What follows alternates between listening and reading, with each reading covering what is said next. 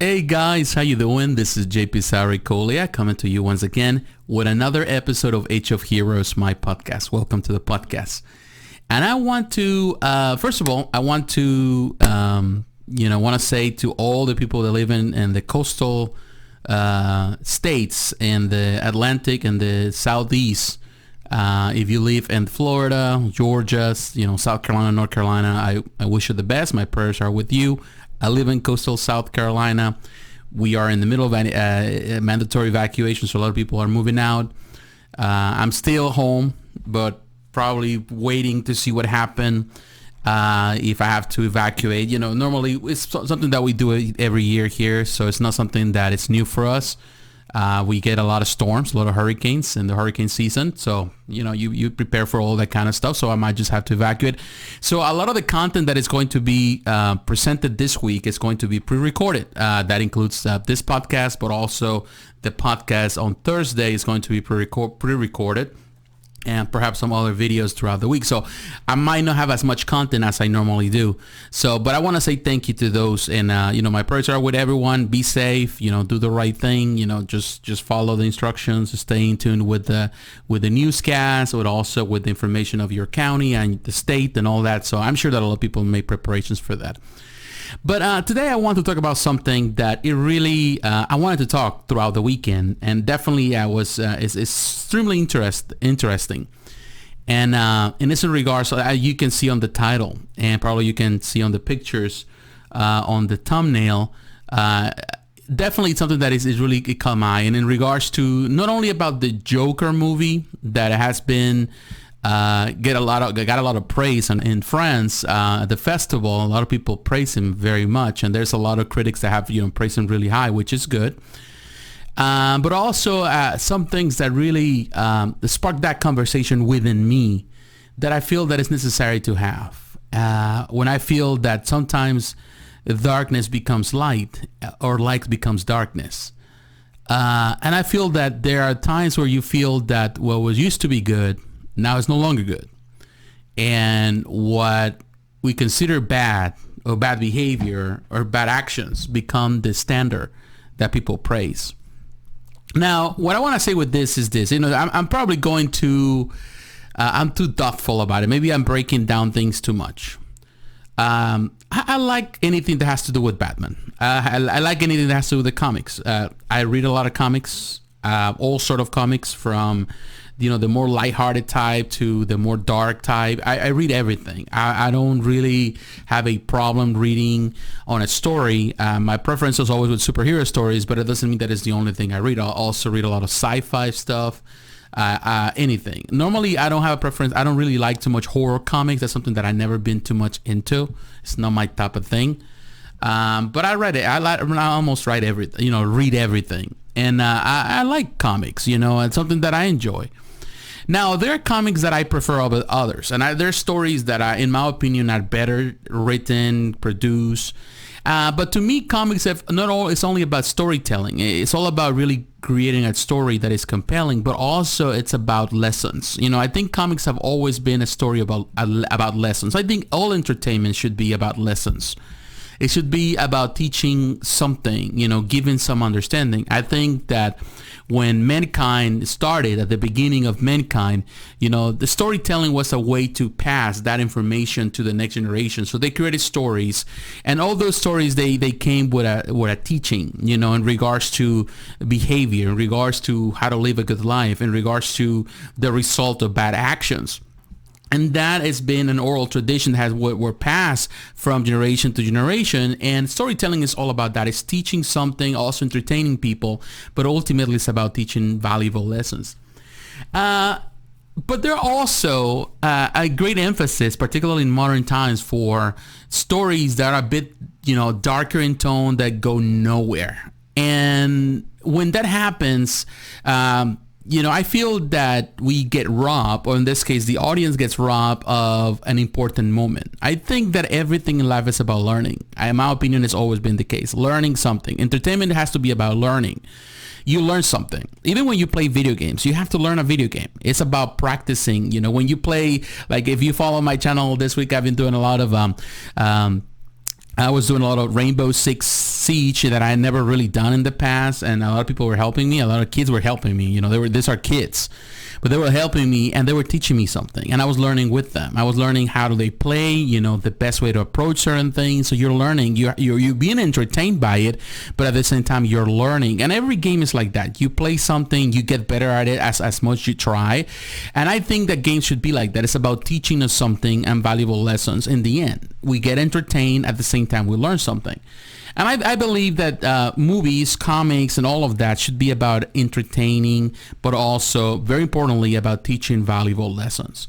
Now, we live in a time where sometimes, the bad becomes the good. When critics tend to praise those things that before were morally deviant, and now it becomes the standard that people want to emulate. I'm gonna say this with total honesty. I've never been a fan of those stories that praise villains. I just don't. It's not my thing. I don't think there's nothing worth checking out in regards to telling the story of a villain. Even though some villains might be likable, at the end of the day, they're villains. I think they are people that have turned the other way, on the upside. They're upside down in their beliefs and what they do. They're doing things for selfish reasons, because they are, have mental problems or whatever reasons. They do what they do, not necessarily because they care for the people around them. And I feel that, and that's why we are always attracted to heroes, because heroes are those that put themselves on the line. They put everything they have on the side, and they prioritize other people around them. And that's what it makes them heroes. They take the responsibility of being a hero. So that's why I prefer hero stories over anything else. Now, this Joker movie is very interesting. I'm not going to deny it that the cinematography and the trailers have been good, particularly the last trailer. There's a lot of things that I kind of like about the story. Not saying that I don't dislike stories like this, but at the same time, I feel that with all the stuff, it seems to me, based on all the praise of what the critics are saying and the way they presenting it, that it's a risky move just to try to praise, particularly in this time and age where we're having all kind of issues, all stuff going on, people, going crazy and shooting people out. It is a really scary thought to think that what we consider bad, now becomes good. It becomes something that people want to praise. And I've seen already some posts, very weird posts on Instagram, on Twitter. I've seen people already saying and trying to praise that. Even I saw someone posted something about that, this is to this person. They say, oh, this person, I identify myself with the Joker the same way to me, this is my Black Panther. Kind of putting the comparison, or trying to make some comparison between how black people feel with Black Panther. Now, deranged people would feel with the Joker. And to me, that's very scary, because to be honest with you, it's like you're giving ammo or justification to psychos or people that they have mental problems, or they think that the solution to everything is to do crazy stuff like this, is to give them at least a voice and a platform where they feel understood. So you have to be careful. I think critics should be careful not to overpraise something to the point that it becomes the standard. Now, as you know, for example, this movie has not much to do with, in this case, with the comics per se. They kind of deviated. It takes some a little inspiration from The Killing Joke, but necessarily follows the same path of The Killing Joke. But I can tell you one thing: I've never been a fan of The Killing Joke. It's one of those stories that I think it's always people say that that's the classic Joker story. They say that in this case, Alan Moore shaped probably the quintessential story for the Joker, the origin story. It is kind of origin story, but it was never intended with that purpose. It was an Elseworlds story that people loved it. They embraced it to the point that they introduced this Elseworlds story into the mythos of, in this case, the Joker. It became the center. It became the way from that moment on, everything followed. It really not only affected other characters in the Batman universe. It affected Batman. It affected, in this case, Batgirl. It really affected all these characters, and it's been utilized so long and so much in so many ways. Even Alan Moore has never really praised the story.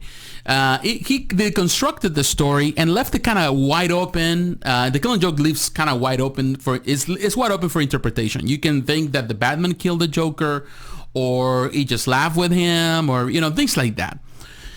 It is, it's left there for you to really perceive it the way you want it. But definitely because of that blank check that was left, it has allowed for a lot of people to kind of embrace it as a story that they feel compelled to, or they embrace, they love. And it really has marked the character, not necessarily because it was a great story, just because it was a very dark story.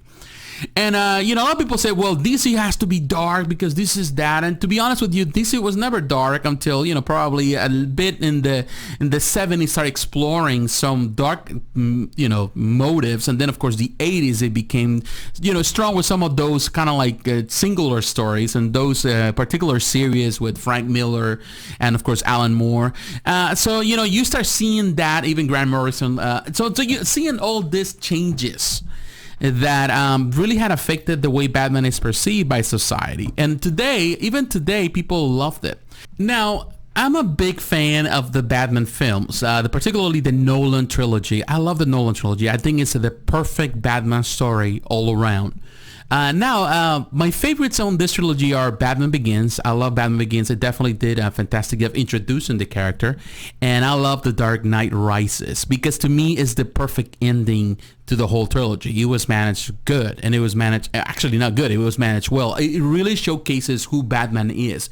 You see a mature Batman. You see how, in this case, Bruce Wayne has changed, has really accepted his position as the Batman, and how he feels responsible, and he wants to make that ultimate sacrifice, and ultimately he made the sacrifice. So I feel that it really encompasses the personality, the reality, who Batman is. Now, a lot of people love, in this case, the Dark Knight, the middle child. And they love it because of Heath Ledger as the Joker. And they praise him because of Heath Ledger. They say that Heath Ledger is the best part of the film. And to be honest with you, I don't think so. It is my least favorite in the whole thing. Maybe I'm gonna go against the times because a lot of people love that film. And they love it because of the darkness of the film. Because of in this case, it's a film where there's certain chaos that surrounds the Joker. And I've always find it very... I wouldn't say mesmerizing, but I find it odd to see that people love the movie because of the villain instead of the superhero story. And I don't think Heath Ledger was that great in that film. I think he's overrated. I think the fact that sadly he passed away afterwards, whether it was caused because of this interpretation of the character, he couldn't manage it, or because personal issues, we don't know, and I'm not there to judge. And it's not my place, but I think people went overboard. The hype went overboard to really praise the film even more because of what happened, which is kind of sad and really sad to think that the life of an actor was cut short, not because of the film, but because of in reality, some of the situations that he had to go through as a method actor that really push him to the edge, which is really sad that he embraced that darkness for the film, and ultimately that really, we don't know if that really affected, but definitely there was something in it, some type of mental illness, or some depression or anything like that really caused whatever happens to him in the end, decisions that he made that affected his life. And sadly he was a good actor. And sadly, his life is gone because of that. Not saying that the film did it. I'm not blaming anybody here. I'm not saying that was that. But I feel that a lot of people embrace that darkness to the point that made the film beyond or more than what it really was when you come to think of it. If he hadn't passed away, would the film be considered the same? That's my question. Would it be considered as good as the other two? I don't think so. Now I want to use a excerpt, and I want to use it because it really... found it super interesting. And let me go to this web, and I'm gonna have this. If you're watching the YouTube, of course I'm showing this, but if you're not, I have this on I have the links for you, and I'm going to Gizmodo. Gizmodo did a review of the film. It says Joker is powerful, confused, and provocative, just like the character. And this is a very interesting review. And I love some of the parts, and of course I have the links for you. It said, if Joker wasn't called Joker, you never know it was a DC movie. There are characters with the last name Wayne, and it takes place in a city called Gotham. There's little else that distinguishes Todd Phillips' latest film as a comic book movie. It is a solid, well-made film that ultimately has a bit of an identity crisis. Now, the next paragraph says, Joker isn't quite sure what he wants to be. What it definitely is a movie about a disturbed man named Arthur Fleck, played by Joaquin Phoenix. Arthur is a clown for hire who lives with his mother Penny from American Horror Story, Frances Conroy, in a powder keg of a city that's just waiting to explode. And without really even realizing the impact his actions are having on the outside world, Arthur ends up lighting the fuse. Joker is a comic book origin story with very little comic book in it. Although he's saying that, I think this person that wrote this is not a comic book reader, because he never makes mention of any comic book stories that actually this film takes some inspiration from. Not necessarily is like the story, like, page to page translation. It just takes inspiration from. The whole thing very purposefully feels like a love letter to cinema of the late 70s, early 80s, rather than other dark DC superhero movies like Tim Burton's Batman or Christopher Nolan's The Dark Knight. Using that gritty aesthetic, Philip is much more interested in dissecting what makes a comic book character real than making a real comic book character, and in that aim he is successful. Arthur is fascinating and endlessly compelling person. He's also terrifying and for most of the film sympathetic. Now, next paragraph. In fact, that sympathy is where much of the film fears comes from. This is the Joker. We should not like this person, and yet the movie tricks us into doing that time and time again. We frequently see things happening that aren't actually happening. Information is given that isn't quite accurate. Arthur's point of view is mostly unreliable, and so the film swings you between sympathy and pity or humor and awkwardness, sometimes in a single shot. Not knowing what to believe and how to feel is one of the film's most interesting and strongest assets. Undoubtedly, the highlight of the film is Phoenix's performance, which includes one of the best physical and mental transformations he's done in his illustrious career. Phoenix takes Arthur everywhere, best represented by a condition where he laughs when he's not supposed to. It makes for some terrible, uncomfortable moments that personify him very accurately. We want to love Arthur. We want to cheer for him. Maybe we even do at times, but we cannot. The title of the movie tells you where this is going, and it's nowhere good. And I keep on reading. Philip is known for comedies like Old School and the Hangover trilogy, is making his most complex movie yet with Joker. And though he co-wrote the movie with Scott Silver, The Fighter and 8 Mile, those are the movies that he also wrote, the lack of dramatic experience shows. Joker never seems to have a dominant message. The goal is clear. Explain who the Joker is. But beyond that, the movie is chock full of many themes and so many different times. It'll leave you head spinning. Some of the film is about the working class rising up against the upper class. Some of it's about abuse and its impact on mental development. Other parts are about bullying, gun control, the news media, really almost any and everything. If you choose to look at it in a certain way, Joker is a man who unknowingly incites violence and hatred and becomes a leader because of those warped ideas. Sounds familiar? Okay. Despite being set almost 40 years in the past, Joker is such a timely, malleable movie that almost anything you want to read into it would be an equally valid interpretation. However, we never know what Phillips is trying to say among all these different messages. Let me try to read the other one, which appropriately is both the best and worst thing about the film. You walk out of it bursting at the seams with discussion points. What was real? What was intended? What was that intended? Why did that happen? And yet, if a movie is about everything, it almost becomes about nothing. There's no real cohesion of what it is or isn't trying to say. No point or message prevalent above all the others. The subtext feels largely garbled and at odds with only Arthur's character arc to hold everything together. And even then, because he is such complex character, it's a little all over the map. Now I'm gonna skip one paragraph. It says it's always about Arthur, and yet Joker doesn't really have a point of view on how we should feel about him at the end. Phillips doesn't tip his hat one way or the other, leaving the sentiment almost entirely up to the audience, which in this day and age is almost irresponsible. Most of the violence is saved until later in the film, and it's sporadic yet intense. Depiction is another way the director harkens back to the films of the past. Phillips uses jarring sounds and quick editing, a la Martin Scorsese, to amplify the most violent moments. Yet the intended shock value is slightly offset by the film's insinuation that Arthur is even partially justified.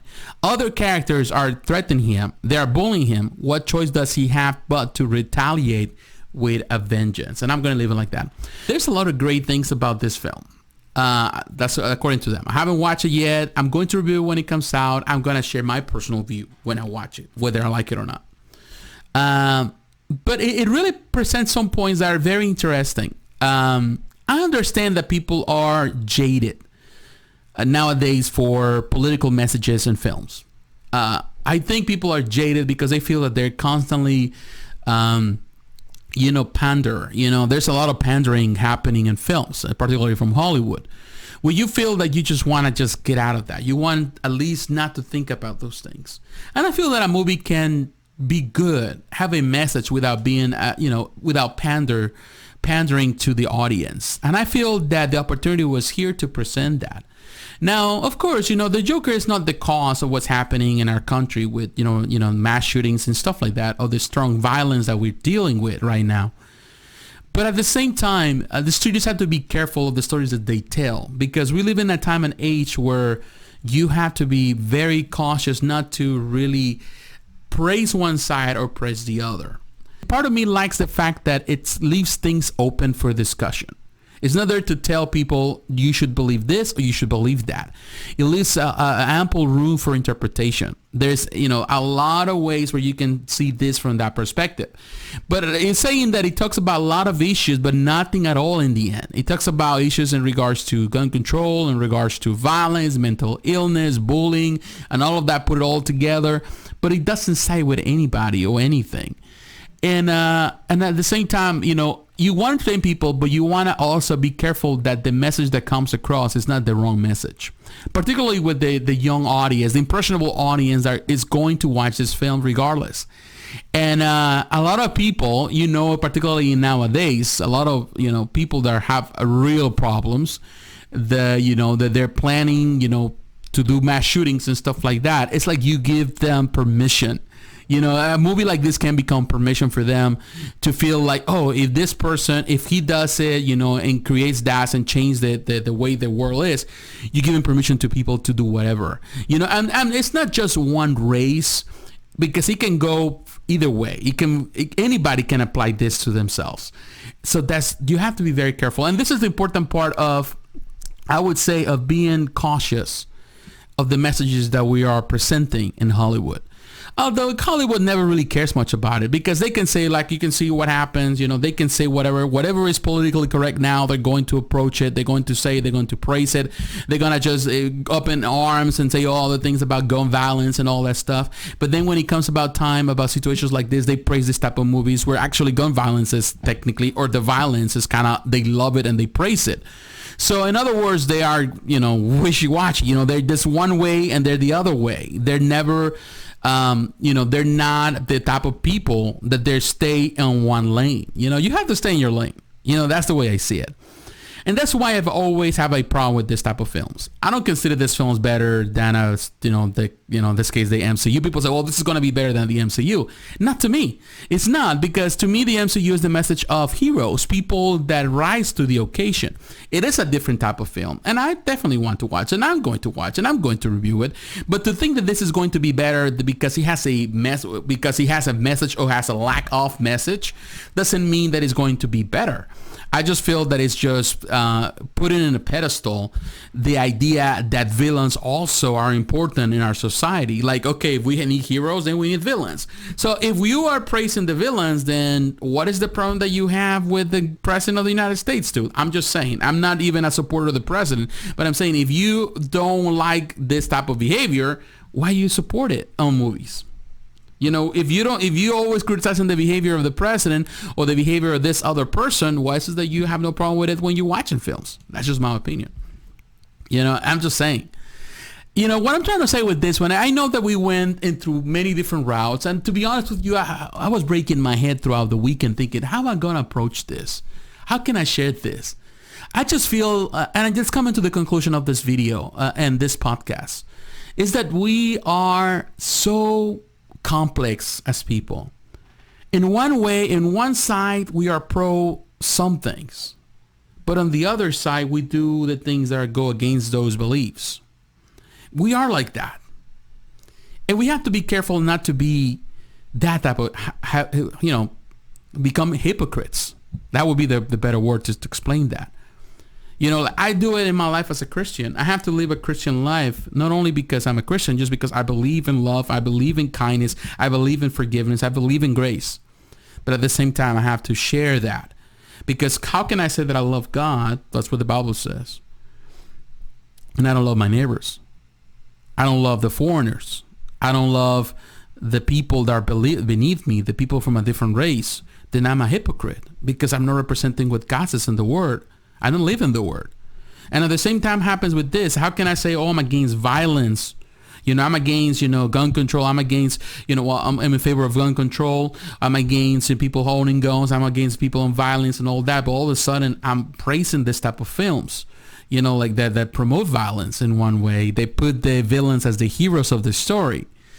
And I'm okay with that. So I'm just being a hypocrite. And hypocrites, you don't have to be a Christian to be a hypocrite. You can be a non-believer and still be a hypocrite. And I feel that we live in a very, so in our society, in our culture is so hypocritical. We are hypocrites as a society. Because we praise what we praise. We forget one thing. Right now we rise in arms because it's the next thing. It's part of the social justice warriors. We want to talk about this subject. But one that's forgotten, what happened in Texas is forgotten. We move to the next thing. And we move to the next thing. And it's all about how we're going to be offended next thing. It's the new thing to get offended to. And we become a society of snowflakes. We all are. We all are. Whether you are a Republican or you're a Democrat. We're in a society that people are...